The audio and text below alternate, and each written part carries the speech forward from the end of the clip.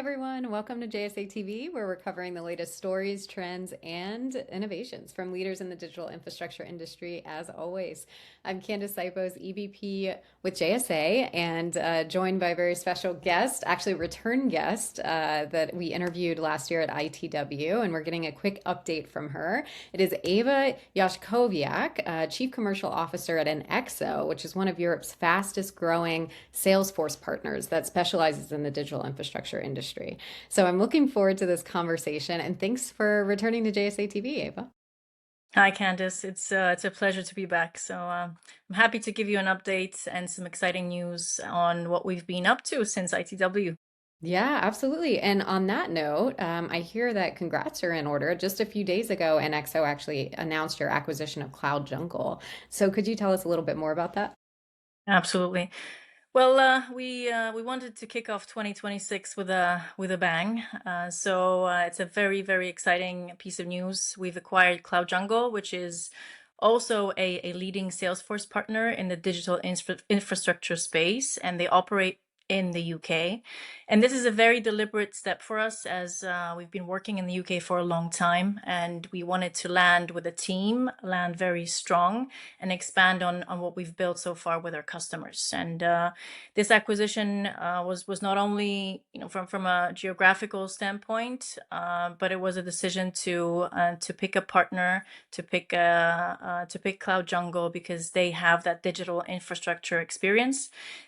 So we can support clients end to end, right? From the commercial strategy, from setting on their business strategy and the processes, all the way to execution without relying on offshore or fragmented delivery models, right? That's the big news of 2026. Amazing. Congrats. That is big news.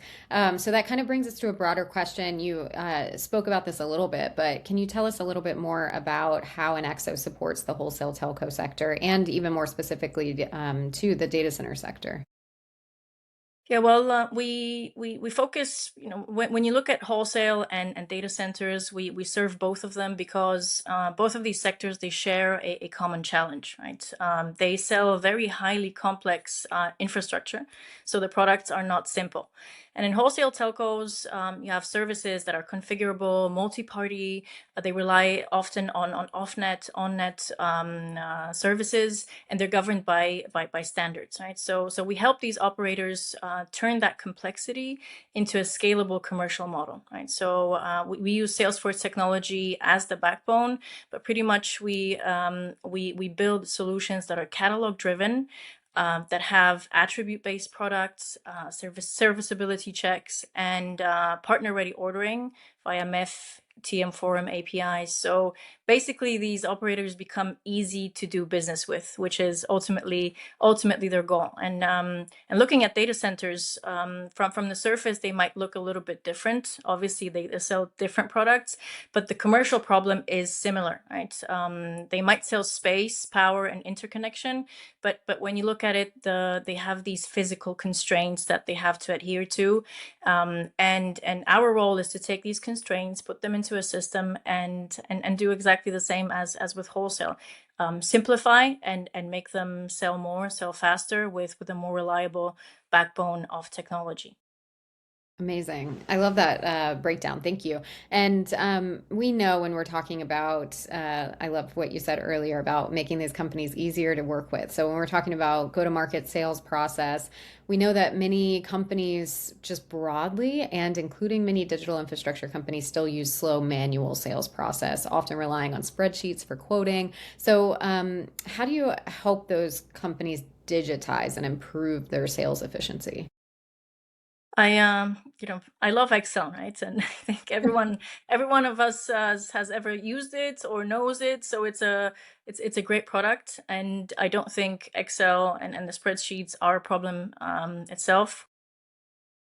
The problem arises when Excel is becoming like these pants that one pair of pants that you own, that you've grown out of, but you love them because you're used to them and they've never failed you. But they're starting to be a little bit shabby, and your ankles start to show, and it's clearly not enough to take you to the next level, right? companies are growing out of Excels, and they simply miss the point where they should be switching to a more robust, to a more commercially viable solution, right? And but by itself, the technology is not an issue, because then what we do in the beginning is a lot of work around redesigning processes to match the new solutions, because a lot of the times we have situations like you're scratching your ear with your foot, right? It's you're putting a very complex process into a technology that can completely change your baseline of thinking even, right? So there's a lot of work that we do on the business process side of things before we even start taking it into the technology itself. Amazing. Some really good analogies in that answer too. Thank you. And can you maybe to drive the point home a little further, share a brief success story or an example of how an XO has helped a client really improve their operations? Well, we will have more updates this year, probably with great go live stories. Because as I'm talking to you, there's some go lives and celebrations going on in the background. But a very recent one that we've launched was a big transformation, a 2-year transformation program with Deutsche Telekom, international carrier.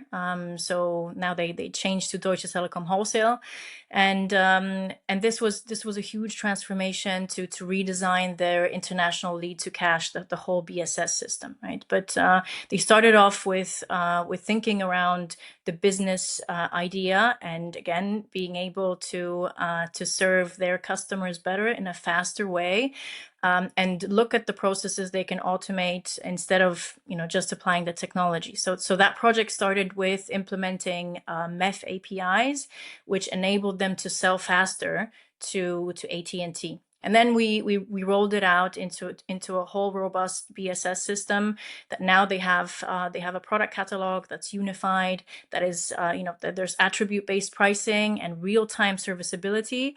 So now they have faster response times, and definitely the growth is not relying on a few handful of experts, right? So it's already becoming, the process itself is scalable. So it's ready to take them to the next level, right? When we're thinking now about applying agents, applying AI, we have a great base. But it wasn't an easy transformation, but it's a huge success in the end. They've laid the best groundwork they could for future, right? Becoming future proof. That's amazing. It's so important for our industry where companies really just need to be able to scale on demand with all the growth that we're seeing. So that's huge. And lastly, we always like to leave our audience with an actionable next step. So for digital infrastructure companies who may be seeing this and maybe, having these conversations internally about modernizing their go-to-market program, what's the most important first step that you would recommend for them?